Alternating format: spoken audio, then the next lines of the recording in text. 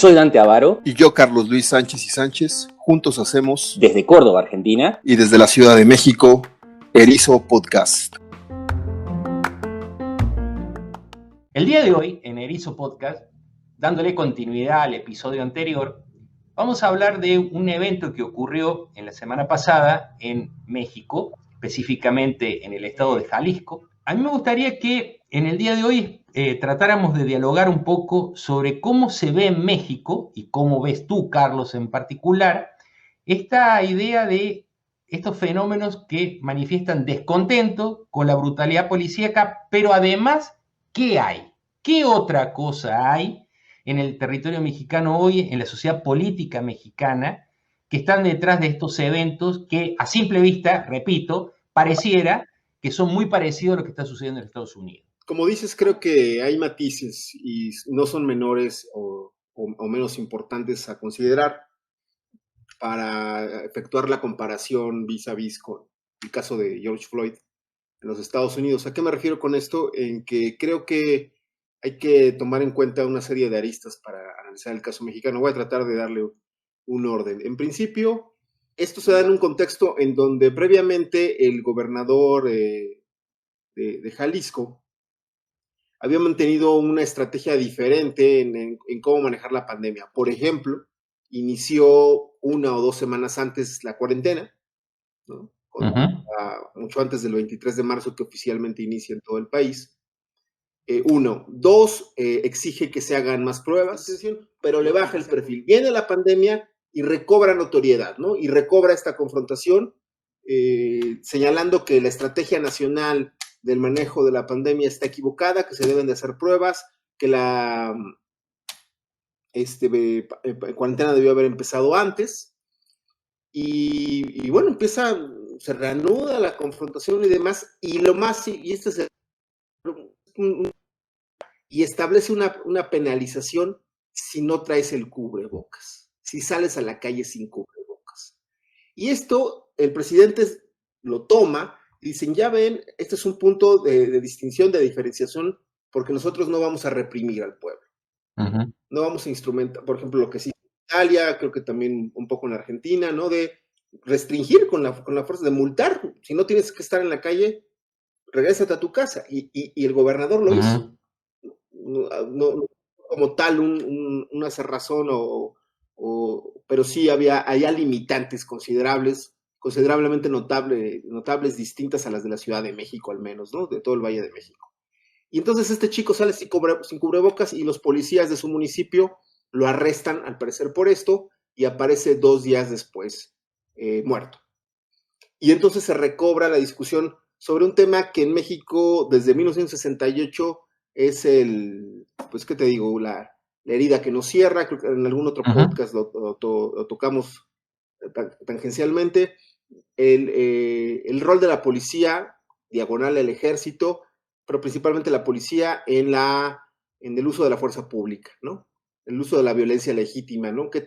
Y en México, pues, hay que decirlo, no se ve con buenos ojos. Se le acusa al gobernador de si conoce precisamente, y ese es el segundo punto que quiero tomar. El primero es la diferencia en las estrategias de llevar la pandemia, y el segundo punto es la tradición, ¿no? De la triste tradición del abuso policial. Esto también nos conduce a la mala preparación de nuestras policías y al rol que tiene el policía en México, en todo el país, de qué tipo de personas se están reclutando y qué tipo de personas están ejerciendo este uso de la violencia legítima. Y el tercer punto es que Alfaro se le acusa de que ignora estos 2 puntos anteriores, la tradición abusiva de la policía, y que entonces les da armas, porque si tú pones que está prohibido traer playeras cafés, lo estoy banalizando, o grises en este caso, y entonces el policía está atento a quién trae playeras grises, o en este caso no trae el cubrebocas, y va tras de él, y entonces él les dio la oportunidad de ejercer esta violencia. Y a partir de ahí creo que Dante comienza ya propiamente un uso estratégico de la protesta, que es el tema que estamos tocando concretamente. ¿Por qué? Porque esto se da un mes después. El chico murió hace mes, una semana. O sea, la protesta no inició inmediatamente, como por ejemplo sí ocurrió con el caso de y Ayotzinapa, que fue 3, 4 días máximo, una semana. No, aquí pasó un mes. Y se ignora, por ejemplo, precisamente el uso abusivo de la policía que se dio en Tijuana. Pero como en Tijuana, en Baja California, gobierna el partido del presidente, ahí la oposición o los opositores al gobierno señalan, ¿y por qué ahí no dijeron nada? Y a partir de ahí tenemos una escalada que toca estos puntos, ¿no? Nosotros somos diferentes, ya ven, ellos son distintos, pero también coloca de nuevo al gobernador, Enrique Alfaro, como un posible, lo que decimos en el podcast pasado, una cabeza muy importante para encabezar, para la redundancia, la oposición, pues, en 2024, dado que él también termina su sexenio. Tú usaste una frase sí. Que fue la siguiente: el uso estratégico de la protesta. Entonces, coloreando la frase, dándole pintura a esa frase, estimo que lo que afirmaste es lo siguiente: dado que las protestas son extemporáneas, por decirlo de alguna manera, no son concomitantes al hecho, son extemporáneas al hecho, y probablemente al ser extemporáneas dejan de tener esa espontaneidad y suenan de alguna manera a una impostura, ¿no? A una impostura. Y de ahí yo infiero que escogiste muy acertadamente la frase de estrategias o protestas estratégicas, ¿no? Insertadas en una estrategia. Entonces, pero la estrategia es de quién, cómo y por qué. La estrategia le corresponde al gobierno federal, defendiendo qué, en función de qué contexto. Porque también, si bien también tenemos una larga tradición de abuso policial, ¿no? Como decimos en México, que el policía es un gandalla, un abusivo, y que es muy posible que en lugar de que te ayude, te perjudique más. Dicen, tiembla y preocúpate si una patrulla te prende las bocinas y esto. También tenemos una larga tradición de grupos de jóvenes y no tan jóvenes que han sido manejados por los gobiernos de manera subrepticia, de manera oculta. O sea, coexisten, conviven.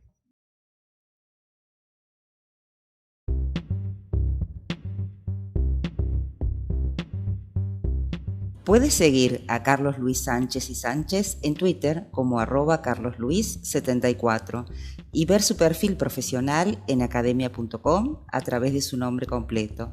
Y a Dante Avaro lo pueden seguir en Twitter como @DanteAvaro, en Instagram como dante.avaro o visitar su sitio web danteavaro.com. Y algunos especialistas están haciendo un rastreo, ya hicieron un rastreo, y señalan que están algunos de estos chicos vinculados a grupos de Morena, precisamente, del Movimiento de Regeneración Nacional, pero ahí sí no te podría contestar quién los controla, quién los paga. Y cierro con esto. Esto forma parte ya de una tendencia que se vino observando de un año ya casi para acá, donde, por ejemplo, también ha sido víctima la Universidad Nacional Autónoma de México, en donde muchos chicos encapuchados, mucho más jóvenes, y también otros que ya no son de preparatoria o chicos de universidad, han tomado o tomaron distintas facultades antes de la pandemia, montándose sobre una lucha legítima y muy justa de erradicar la violencia de género en la Universidad Nacional Autónoma de México. Ahora, perfecto, entiendo el punto, pero digamos, si uno levantara el lente y tratara de ver un espectro más grande del problema, yo que estoy fuera de México y conozco la realidad a través de los medios de comunicación, observo que de alguna manera la manifestación o el conjunto de manifestaciones tienen también este discurso o este tono de discurso muy descontentos con el capitalismo, con el sistema, etcétera, etcétera. Digamos, con una serie de retóricas, ¿no? que también están presentes en Estados Unidos y las manifestaciones que hubo en Europa, ¿no? En Inglaterra, en Bélgica, etc. Wow. Ahora, la pregunta que te quiero hacer es la siguiente. ¿Qué importancia adquiere digamos, este descontento en México de cara a un gobierno que al día de hoy no ha logrado presentar, hasta donde yo sé, tú desmiénteme, no ha logrado presentar de cara a la sociedad un plan de gobierno consistente para el resto del sexenio? Sí, creo que la ausencia precisamente de un plan de gobierno sería la variable que explica, en este caso, este conjunto de estrategias muy en la vena de lo que decía George Lakoff en su célebre libro de No pienses en un elefante, ¿no? De que el presidente, pues hay que aceptarlo, nos coloca otra vez en la línea temática, nos vuelve a colocar en pensar en el elefante, en este caso, dada la oportunidad que tiene día con día de tener un espacio de 2 horas. Déjame hacerte dos preguntas, por sí o por no, juguemos a eso. Sí. ¿Tú dirías, con la información que hay hoy, como observas el asunto, que este descontento, digamos, que estos grupos estratégicos que salieron a las calles se van a desfogar conforme pasen los días? Digamos, eso va a desaparecer. ¿Tú crees que es así? ¿Que van a desaparecer? ¿O esperas que esto sea como algo recurrente en los próximos meses? Yo creo que será algo recurrente. Yo creo que son grupos que, como lo dije en un principio, están ahí para actuar estratégicamente según la ordenanza de... Ahora, la otra pregunta es, tú dijiste recién que, hablando esto del BOA, ¿no? que aparte los chistes, el humor, buenísimo, ¿no? Como es el humor mexicano, buenísimo. Tú dijiste recién que el presidente, digamos, que el BOA es como un juego es como un escrito de guardería de niños, digamos, ¿no? Es lo más básico que uno puede pensar en una democracia. Y el presidente lo pone como una gran conspiración, digámoslo así, ¿no? Bueno, al menos es lo que yo escuché. Pero, y tú dices, en realidad, no, lo paradójico es que no hay la oposición no se está reuniendo, no hay una acción colectiva que los lleve a prever que se van a consolidar en un grupo opositor de cara al 2021. Digamos, eso está en construcción y hay que ver si va a suceder. Pero dices, sin embargo, el presidente se habla 2 horas por día mencionando que ese grupo sí existe, digámoslo así. Entonces, la pregunta por sí o por no es, ¿no crees acaso que el gran opositor que mira AMLO y otros líderes es el sistema?